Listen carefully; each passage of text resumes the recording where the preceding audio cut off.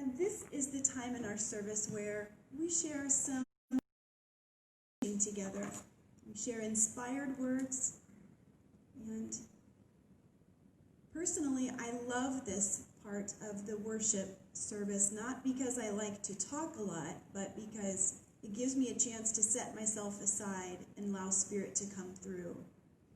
Most of these talks are fully channeled. This one is too, with a little help from the internet. In my life, I get to love on a lot of people. It's great. That's why I'm here in this body, at this place, at this time. And many people that I love on are grieving the loss of people they love. So the idea of heaven comes up a lot. We can look at heaven a couple different ways. Heaven, so I've been shown, is an actual place. It's another dimension very, very close to ours, as if it's made like cellophane and it's wrapped around us. Once people are free of their bodies that hurt or situations that controlled them or just life, they are able to exist in this dimension of pure love. We can also look at heaven not as an actual place, but as the expansion of our minds, enlightenment. This heaven is not around us like the place heaven. It is within us, available to us at any time. As we expand our minds, we reach another dimension in our being, and we call this the Christ consciousness, or oneness, or the God self. We're evolving as a people right now. Right now.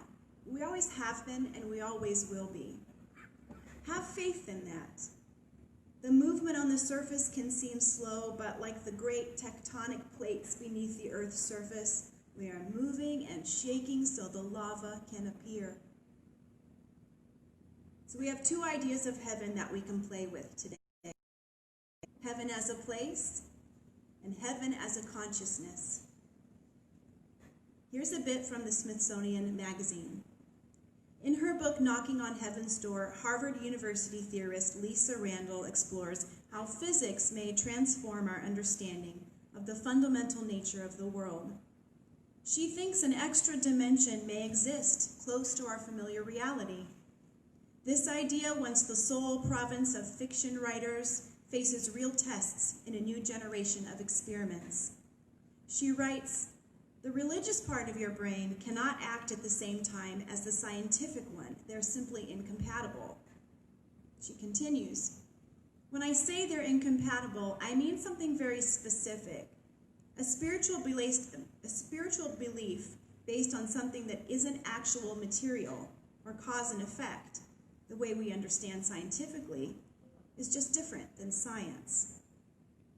Okay, well, what if we marry science and spirituality together? We have that choice. As seekers, metaphysicians, we go meta. We go beyond, transcending what is seen and unseen, what's known and unknown. We explore what lies beyond or transcends our physical reality. We can use science to help us discover the heaven dimension around us, and our spirituality to discover the heaven dimension within us. And so let's go meta together now. Let's go to another dimension. We've already done it, actually.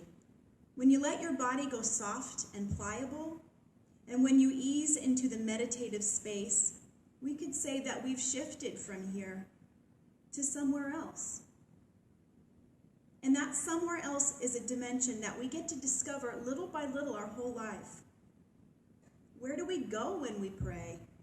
Who hears our words? Who feels our intent? What matches what we put out by presenting it back to us? Well, where do you want to go? Do you want to visit a place that's made of love, healing, and abundance? What are those places made of?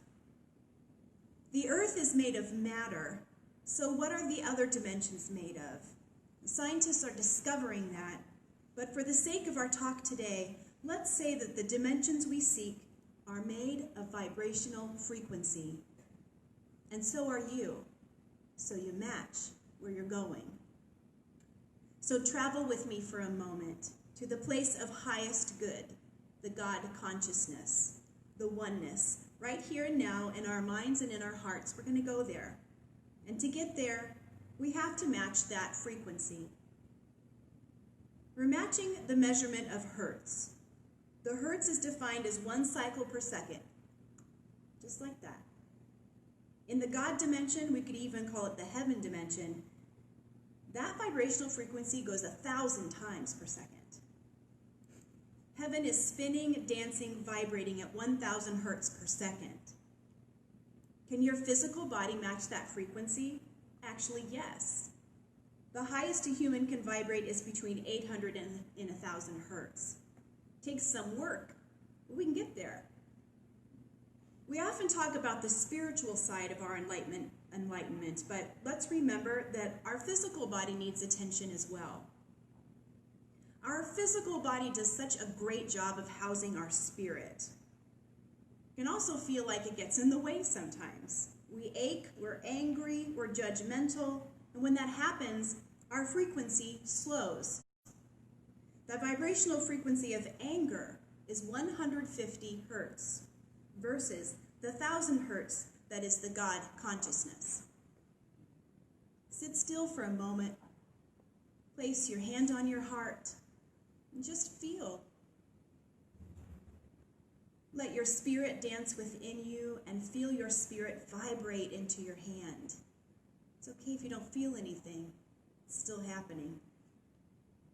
Breathe in and out, allowing your physical body and your spiritual body to greet each other. And feel the vibration. Good, good, good, good. It just seemed appropriate. Go ahead and rest your hands in your lap. You may not be able to distinguish your actual frequency, but if you check in with your emotional state, you can get a clue about what your vibrational frequency is right now. So for instance, when you feel shame, that frequency is 20. Guilt, 30. Apathy, 50. Grief, 75. Fear, 100. Desire, 125. Anger, 150. Pride, 175. Courage, 200. Neutrality, 250. That one surprises me.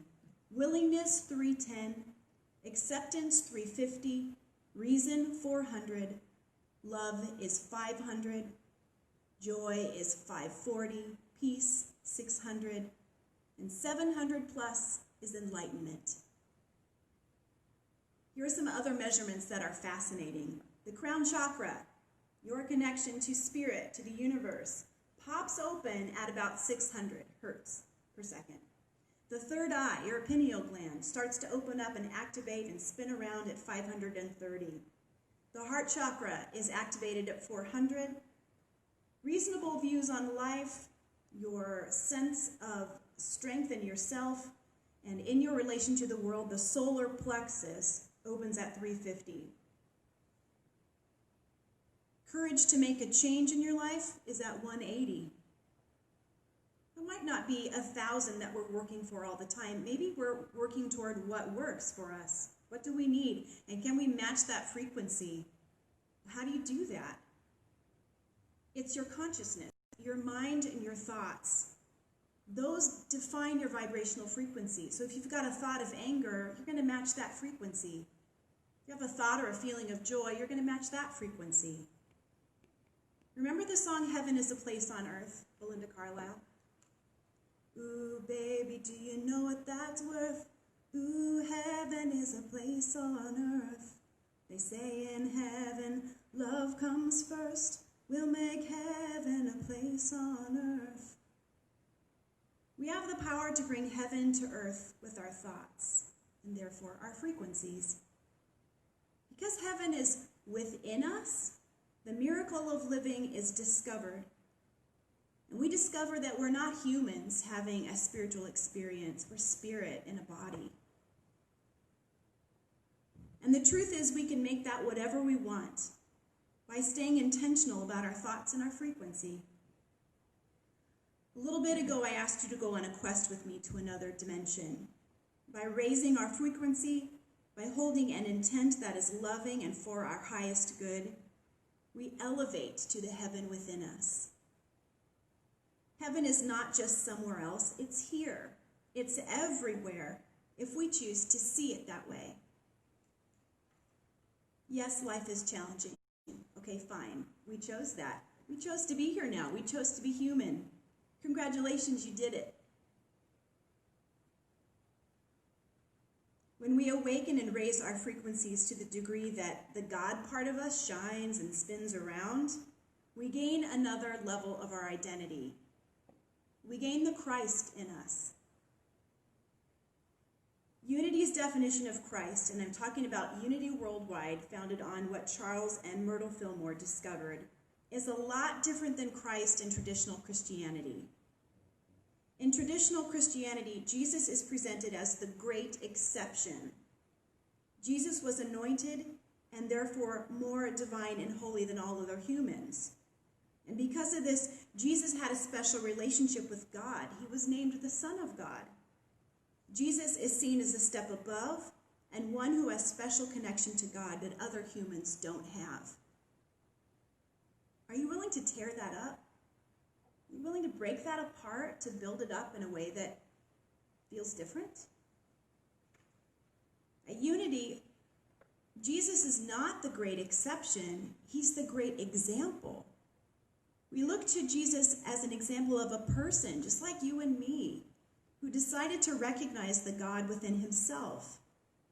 And when he did that, he realized he was divinely made. And when that realization started to filter into his thoughts and his actions, his vibration elevated.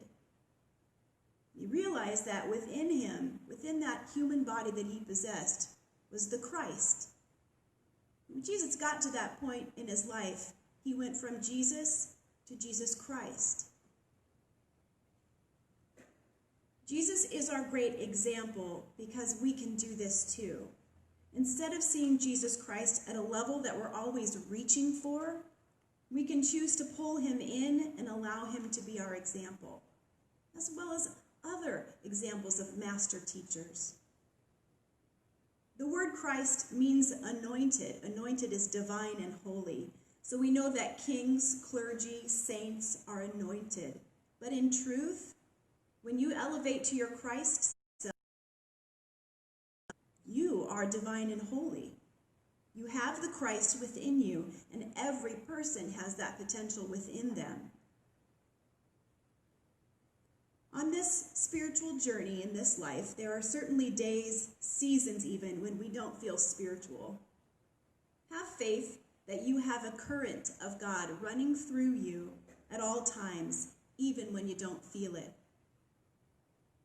When your mind does not feel spiritual, consider paying attention to your thoughts. Are your thoughts allowing you to vibrate at a loving, healthy frequency? Can you forgive someone who hurt you, therefore allowing your frequency to dance closer to the heaven frequency? Yes, you can. This is meaty stuff. It's a lot for a Sunday morning when we're all a little bit sleepy. We've been working hard. I get it. But I want to give you just a little nugget of this to work on, to digest, and to help you pull that apart. Those workshops we talked about earlier are meant to help you live into this.